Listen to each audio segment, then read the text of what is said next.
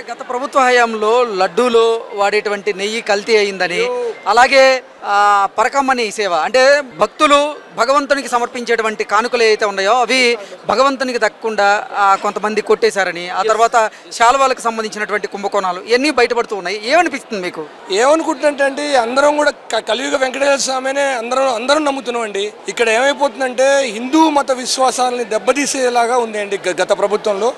ఇప్పుడు ప్రభుత్వంలో ఏంటంటే దేవుడు ఒక్కొక్కరికి చేసిన ప్రతి ఒక్కరికి వచ్చే జన్మలో అంటారు కదా, ఈ జన్మలోనే అందరూ అనుభవిస్తారండి కర్మ. వెంకటేశ్వర స్వామితో పెట్టి అందరూ పోయారు. గత ప్రభుత్వంలో అనకూడదు, ఇక్కడ నేను పాలిటిక్స్ మాట్లాడలేదు, కానీ రాజశేఖర రెడ్డి 7 కొండలు కాదు 3 కొండలు అయినందుకు ఆ కొండల్లో కలిసిపోయాడండి ఆయన. ఇప్పుడు మాత్రం అదే జగన్ మొన్న లాస్ట్ చేసిన 5 సంవత్సరాలు కూడా ఆ టికెట్లు కూడా ఆ సోషల్ మీడియాలో బాగా వచ్చాయండి. 5,000 రూపాయల ఏం సరిపోద్ది, 25,000 చేయండి, 6,000 30,000 చేయండి, ఏం సరిపోతాయి? డబ్బులు కావాలి, మనకి డబ్బులు కావాలి అంటున్నారు.